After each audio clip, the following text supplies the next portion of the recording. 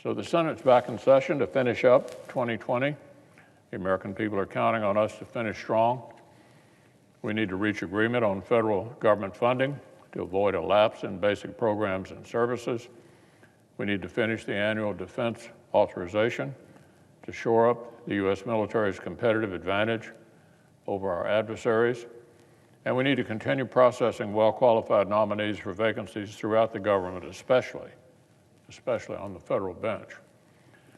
These are important assignments, but they aren't the only things that Congress should get done before the end of the year.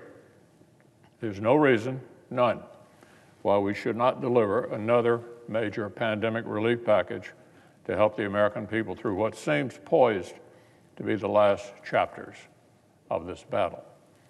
This morning, we got yet another major sign of hope. More data appear to confirm that the vaccine developed by Moderna is more than 94% effective. They're going ahead and asking the FDA for emergency use authorization. Experts are calling this news absolutely remarkable. Alongside other promising vaccine developments from Pfizer, AstraZeneca, Johnson & Johnson, and others, is continued cause to suspect that victory over this pandemic is not far off. But a huge amount of work remains before us. If Operation Warp Speed remains on this historic trajectory, we need to continue investing in the system that will distribute these vaccines around our country. If we want the small businesses that have already hung on for most of the year to survive a few more months, we need a second round of the job-saving Paycheck Protection Program for the workers at the hardest hit establishments. Some major parts of the historic CARES Act have already run dry. Many others are set to expire at year's end. We Republicans have spent months trying to renew important help and provide even more. We tried to send more than $100 billion to help schools and welcome students and teachers safely to the classroom. We tried to implement common sense legal protections that universities and charities have been clamoring for. We've tried to pass all of this over and over again, but Speaker Pelosi and the Senate Democratic leader have blocked it. They've been very transparent about all this with their political strategies, laid it right out there. Speaker of the House spent the entire summer and the entire autumn literally gambling with the health and welfare of the American people. She gambled that if American families didn't get any more relief before the election, her party would expand its majority in the House and Democrats could continue demanding the right to remake all of society along far-left lines in exchange for passing any more COVID relief whatsoever. But their all-or-nothing obstruction backfired. Democrats did not pick up seats in the House, but instead appear to have lost seats. They have not gained any leverage. Instead, they have lost leverage. And in the meantime, with the coronavirus surging from coast to coast, the American people have gone entirely without any additional aid, even the least controversial, most bipartisan programs, because the Democrats say no. Here's a summary from one news outlet. Quote, Pelosi seems to have overplayed her hand as she held out for $2 trillion plus right up until the election. The results of the election, which saw Democrats lose seats in the House, appear to have significantly undercut her position. By now, it's abundantly clear to everyone that the Speaker will not be getting to fundamentally transform American society in a socialist direction in exchange for more bipartisan relief.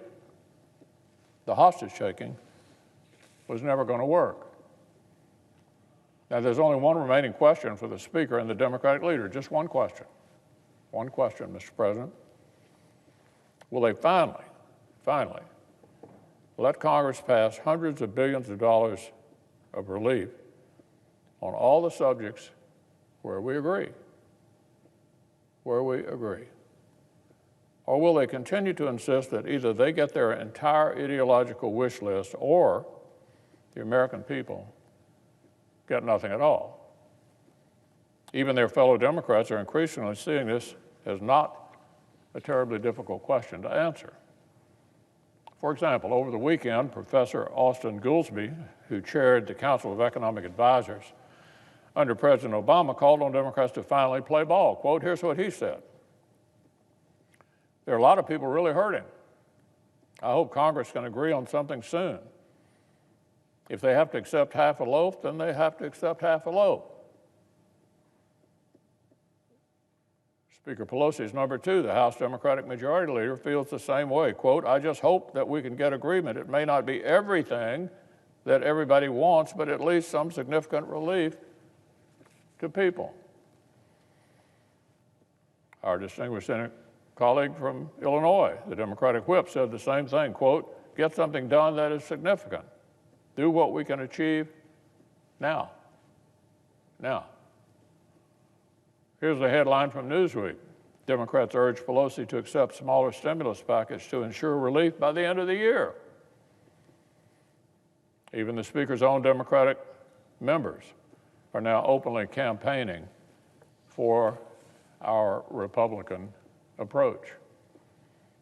Here's one of the Democratic congressmen who nearly lost his reelection after Speaker Pelosi's stonewalling. Quote, we absolutely have to get something done. Mitch McConnell is talking about a bill we can actually pass. We should negotiate that to the finish. That's the House Democrats saying that the Senate Republican proposal is the template that can pass.